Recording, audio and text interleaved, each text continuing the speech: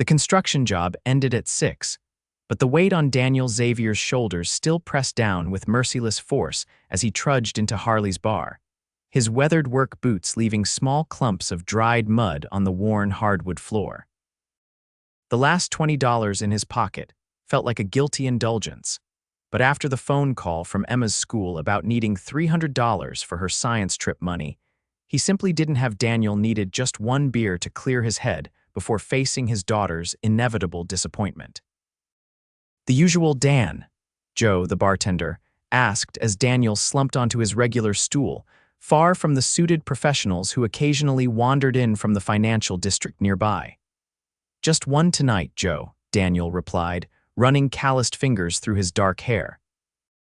At 34, the flecks of gray at his temples made him look older, the price of raising a 12-year-old daughter alone since his wife's death 4 years ago. As Joe slid the beer across the counter, the bar's door swung open, bringing with it a cool autumn breeze and a woman whose presence immediately commanded attention. Dressed in a tailored charcoal suit with subtle pinstripes, she moved with practiced confidence, her shoulder-length auburn hair framing a face that Daniel recognized with a jolt of surprise. Madeline Hayes. CEO of Meridian Construction, his boss, technically, though several management layers separated his position as a site foreman from her executive office. He'd seen her in company newsletters and at the annual holiday address, but never this close, never in a neighborhood bar that catered more to blue-collar workers than corporate executives. Daniel hunched slightly over his beer, hoping to avoid notice. The last thing he needed was his boss seeing him spending money in a bar when he'd just requested an advance on his paycheck earlier that day, a request that was still pending with HR. Fate, however, had other plans. "Is this seat taken?" A smooth, confident voice asked as Madeline Hayes gestured to the empty stool beside him. Daniel straightened, his surprise evident. "No, madam, it's all yours." A hint of amusement crossed her face. "Madeline, please, or Maddie. Madam makes me sound like my mother." She settled onto the stool with practiced grace, placing her designer handbag on the counter. "You look familiar. Do you work for Meridian?" Daniel nodded, feeling oddly exposed. "Daniel Xavier, Madam Madeline, site foreman at the Riverfront project." "Ah, the mixed-use development." Her eyes lit with recognition. "I was just there on Monday for the progress tour. Your crew is doing excellent work. Thank you." Daniel took a sip of his beer, unsure how to continue a conversation with a woman whose annual salary probably exceeded what he'd earn in a decade. Joe appeared before them and Madeline ordered a whiskey neat. When it arrived, she swirled the amber liquid thoughtfully. "Bad day?" she asked, noticing Daniel's distracted expression. He considered deflecting, but something in her direct gaze made him answer honestly. "Just some financial hurdles, single dad stuff," he shrugged. "Nothing I can't handle. I didn't know you were a single parent for 4 years now. My wife, Carrie, died from cancer." The words still caught in his throat, though time had dulled the sharpest edges of the pain. "My daughter Emma is 12, smart as a whip, wants to be an engineer." Madeline's professional facade softened. "That's a difficult road.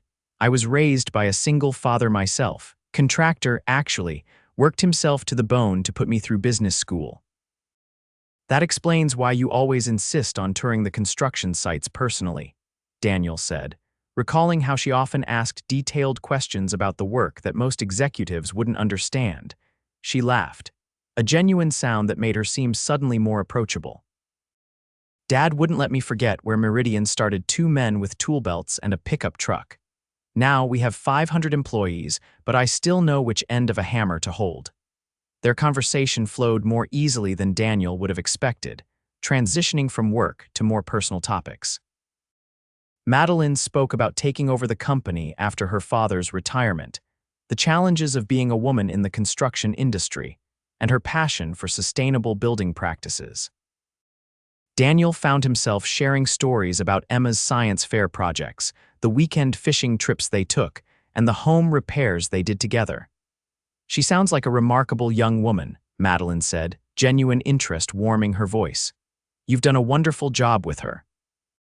Daniel's phone buzzed and he glanced down to see a text from Mrs. Patterson, his elderly neighbor who watched Emma after school. "Everything okay?" Madeline asked, noting his furrowed brow. "Yes, just my neighbor reminding me not to be late. Emma has a science test tomorrow." He finished his beer and placed the empty glass on the counter. "I should get going," Madeline nodded, understanding in her eyes. "Of course, it was nice talking with you, Daniel." "You too, Madeline." He hesitated before adding, "This was unexpected but nice." As he walked out into the cool evening air, Daniel couldn't help but wonder about the strange coincidence that had brought his boss to his neighborhood bar. What he didn't see was Madeline watching him leave, a thoughtful expression on her face as she sipped her whiskey. The following morning, Daniel arrived at the Riverfront project site early, as was his habit. He reviewed the day's tasks, checked the delivery schedule for materials, and assigned work teams before the rest of the crew arrived. When his phone rang with an unknown number, he answered with his professional greeting. "Mr. Xavier, this is Karen from Human Resources at Meridian's main office. I'm calling about your paycheck advance request." Daniel braced himself for rejection. "Yes, it's been approved. The funds should be in your account by end of business today." Relief washed over him. "Thank you, I really appreciate it." "No problem. Have a good day, Mr. Xavier." As he pocketed his phone, Daniel wondered if his conversation with Madeline Hayes had anything to do with the quick approval. The timing seemed suspicious, but he wasn't going to question good fortune.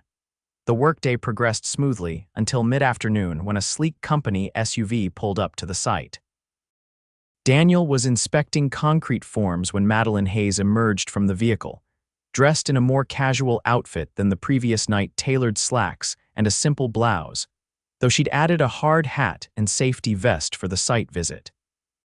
"Good afternoon, Mr. Xavier," she called, approaching with confidence despite the muddy conditions. "I hope I'm not interrupting." "Not at all, Miss Hayes." He shifted back to formality in the professional setting. "Is this a scheduled inspection?" "No, just following up on some sustainability concerns with the drainage system. Your latest report flagged some issues." She gestured toward the blueprints he held. "Do you have a moment to walk me through them?" For the next hour, Daniel guided Madeline around the site, explaining the challenges they were facing with the original drainage design and his proposed solutions. She asked insightful questions, demonstrating a technical understanding that impressed him. "Your solution makes sense," she said as they concluded the tour. "I'll have the design team make the necessary adjustments and expedite the approvals. We can't afford delays on this project." "Thank you. That will help tremendously." As they walked back toward her vehicle, Madeline paused. "I understand your daughter has a science trip coming up." The question caught Daniel off guard. "How did you mentioned it last night?" Her smile was casual, but something in her eyes suggested there was more to the story. "Meridian has a scholarship program for employees' children. Educational expenses, summer camps, that sort of thing. You should apply." Before Daniel could respond, his attention was pulled away by a shout from across the site. A section of scaffolding had shifted, threatening to collapse. "Excuse me," he said urgently to Madeline before sprinting toward the danger, shouting clear instructions to his crew as he ran. With decisive action, Daniel stabilized the structure, directed workers to safer positions, and prevented what could have been a serious accident. When the situation was secured, Daniel turned to find Madeline standing nearby, watching with an expression of impressed admiration. "That was some quick thinking," she said. Daniel shrugged, uncomfortable with the praise. "Just part of the job." "No, that was leadership." Her voice held new respect. "You just saved the company from a potential disaster, not to mention protecting your crew. Anyone would have done the same." "We both know that's not true." She handed him a business card. "My direct number. Call me about that scholarship application. Or if you'd like to have another drink sometime." The suggestion hung in the air between them, laden with possibilities that Daniel hadn't considered until that moment. Before he could respond, she'd turned and walked back to her vehicle, leaving him staring at the embossed card in his hand. That evening, after helping Emma with her science test preparation, Daniel sat at his kitchen table with the scholarship application pulled up on his laptop. The advance had been deposited as promised, solving the immediate problem of the science trip, but the scholarship could help with future expenses the braces Emma would need next year, the computer she'd been asking for, maybe even college one day. His finger hovered over Madeline's number in his phone. Was her invitation professional or personal? The line seemed blurred, and he wasn't sure crossing it was wise. As Emma's father, his primary responsibility was stability, and dating his boss, if that's what Madeline was suggesting, seemed anything but stable. Still, he couldn't deny the connection he'd felt during their conversation at the bar. It had been a long time since he'd experienced that kind of easy rapport with anyone, let alone someone as accomplished and attractive as Madeline Hayes. Daniel closed the laptop without calling. Some risks weren't worth taking, no matter how tempting. 2 weeks later, Daniel received an email notification that Emma had been approved for Meridian's educational scholarship program.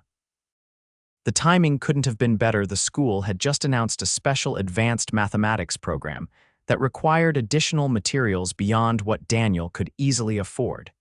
When he told Emma the news that evening, her excitement was infectious. "Does this mean I can get the graphing calculator Mrs. Brannigan recommended?" "Yes, and probably those extra workbooks too." Daniel smiled at her enthusiasm. Some kids would groan at the prospect of additional math work, but not his daughter. "You're the best dad ever." Emma threw her arms around him, and for a moment, the constant financial strain that had defined their lives since Carrie's illness seemed slightly lighter. Later that night, after Emma had gone to bed, Daniel finally gathered the courage to text Madeline. "Thank you for the scholarship opportunity. Emma is thrilled. I'd like to thank you properly. Coffee sometime." The response came almost immediately. "Coffee sounds perfect. Tomorrow, 10 a.m., Riverside Cafe," Daniel agreed, telling himself this was simply a professional courtesy, nothing more. The Riverside Cafe sat halfway between the construction site and Meridian's corporate headquarters, a neutral territory that felt less intimidating than meeting at her office.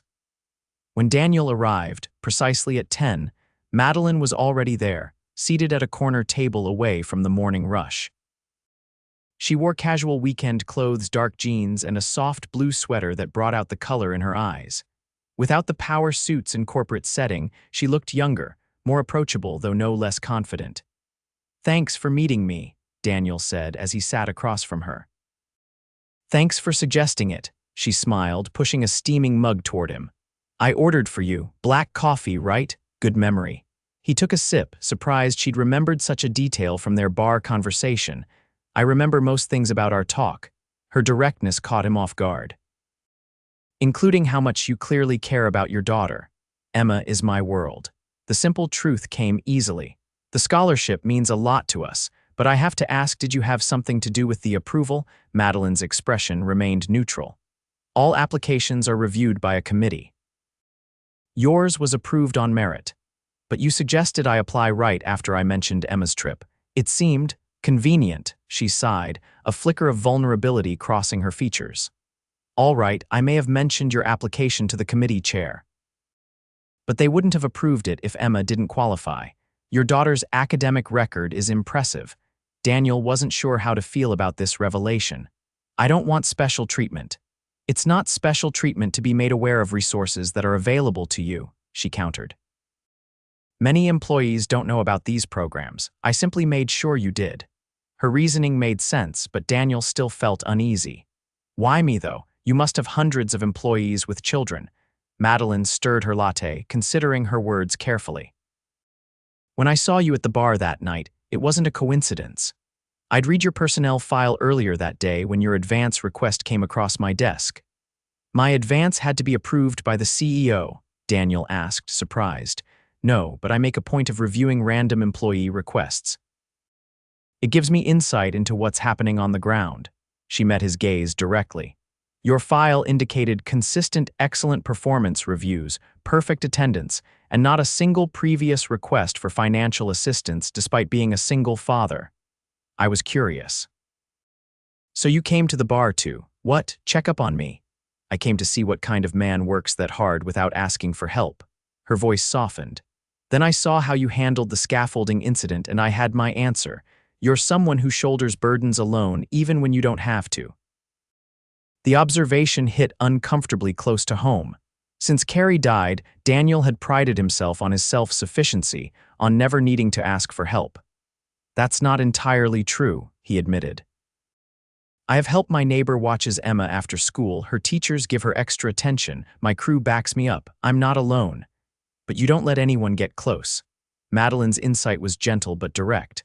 Not romantically, at least. Am I wrong? Daniel stared into his coffee. Emma needs stability. And you think a relationship would threaten that, wouldn't it? He looked up at her. Especially a relationship with someone like you. Someone like me. A hint of challenge entered her voice. My boss, a CEO, someone from a completely different world. Madeline leaned forward. My father was a contractor who worked 16-hour days to make ends meet. I grew up in a 2-bedroom apartment and worked construction summers to pay for college. Our worlds aren't as different as you think. The revelation shifted something in Daniel's perception of her. Even so, there's still the fact that you're my boss. Technically, you report to the project manager who reports to the operations director who reports to me, she smiled. But I understand your concern, it's a valid one. So where does that leave us? Finishing our coffee, Madeline replied pragmatically. Getting to know each other better, and maybe, if you're comfortable with it, having dinner sometime. Daniel considered her offer.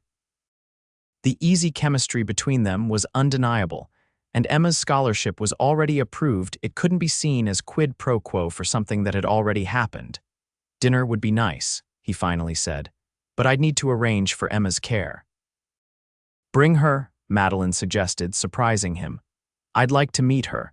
We could go somewhere casual, that pizza place with the arcade games kids her age like. The suggestion touched Daniel deeply. Most women he'd briefly dated after Carrie's death had wanted to keep his daughter at arm's length, at least initially. Madeline's immediate inclusion of Emma spoke volumes. She'd love that, he said, a genuine smile spreading across his face. Their coffee extended into lunch as they continued talking, the conversation flowing naturally from work to personal interests to childhood memories. By the time they finally left the cafe, 3 hours had passed, and Daniel felt lighter than he had in years. The pizza dinner happened the following Friday. Emma, initially suspicious of her father's work friend, warmed to Madeline quickly when she discovered the CEO had competed in science fairs herself as a child. Dad said you run the whole construction company, Emma said between bites of pepperoni pizza. How many buildings have you built? Well, not me personally, Madeline laughed, but my company has completed over 300 projects in the last 15 years. That's a lot.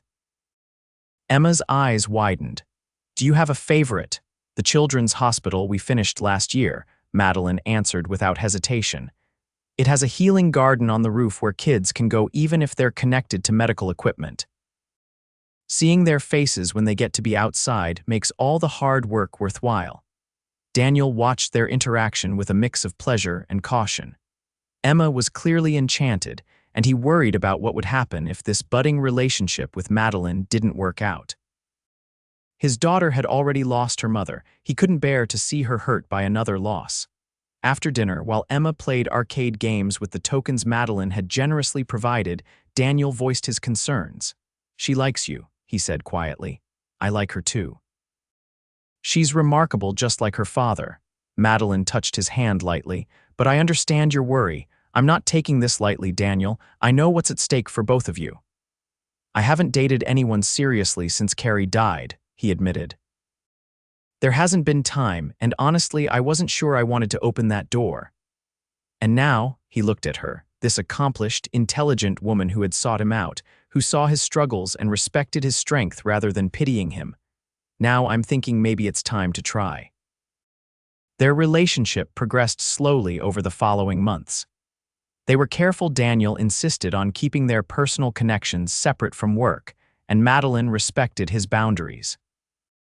They disclosed their relationship to HR to avoid any conflict of interest, and Madeline recused herself from decisions directly affecting Daniel's projects or compensation. Emma blossomed with Madeline's influence, delighted to have a woman in her life who shared her passion for science and mathematics. Madeline never tried to replace Carrie's memory but created her own unique bond with the girl, helping with advanced homework, sharing books about women engineers, and even arranging a tour of a real architectural firm. For Daniel, watching Emma's joy was the greatest gift. The financial pressure eased as well, not because Madeline contributed financially, which Daniel wouldn't have accepted, but because the scholarship covered educational expenses, freeing his income for other necessities. There were challenges, of course.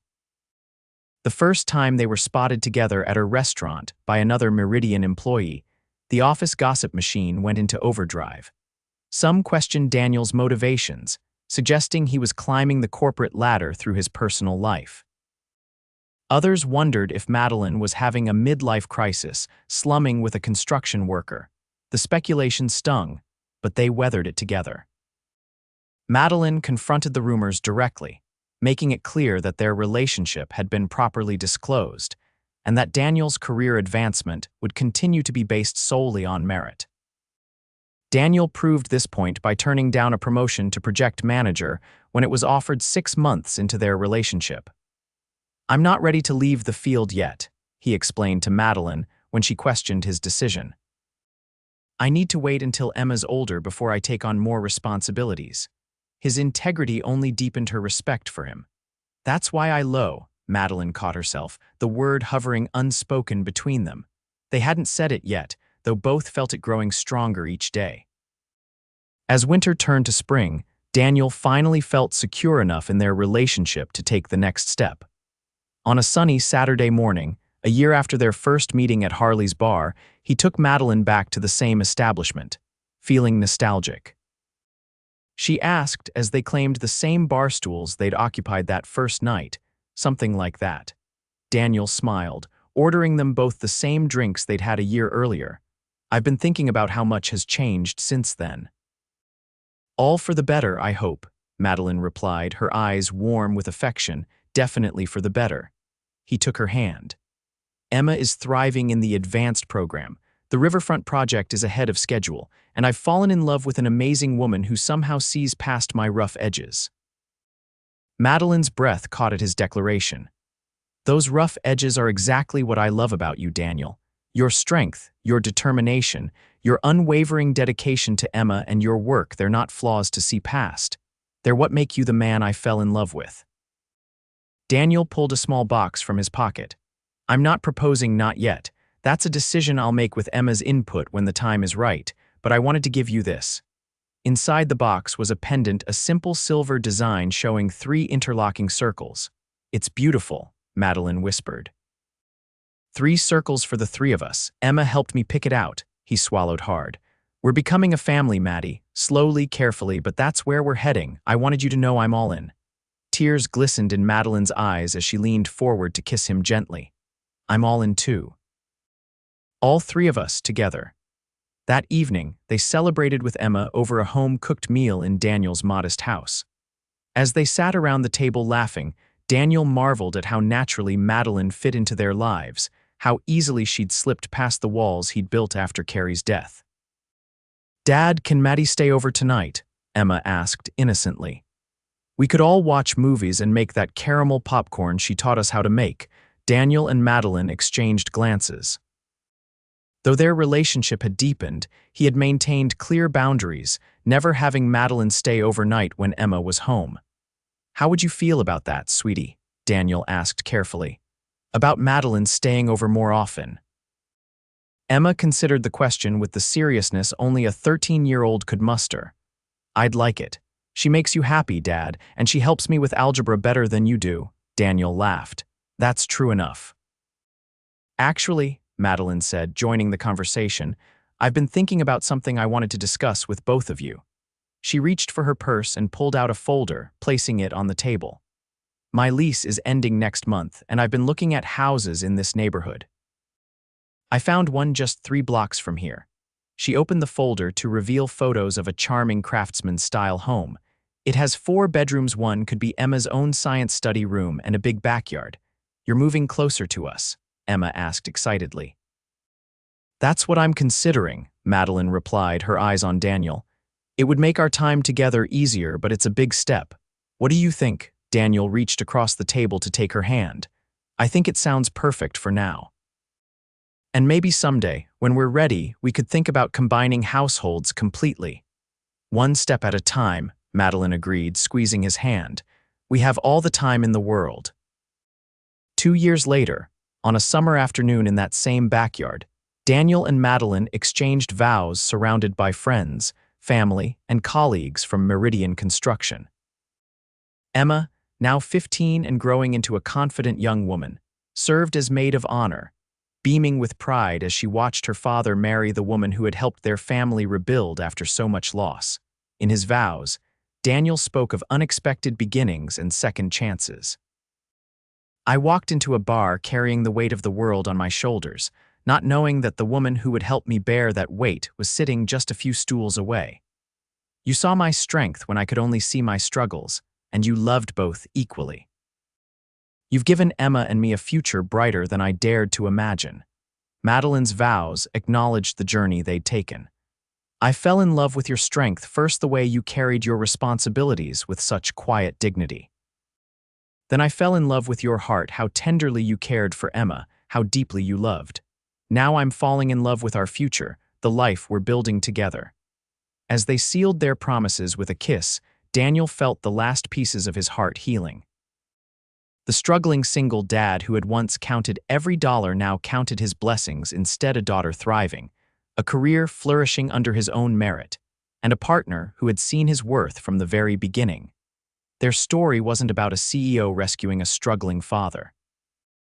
It was about two people recognizing in each other exactly what they needed: strength meeting strength, creating something unbreakable between them.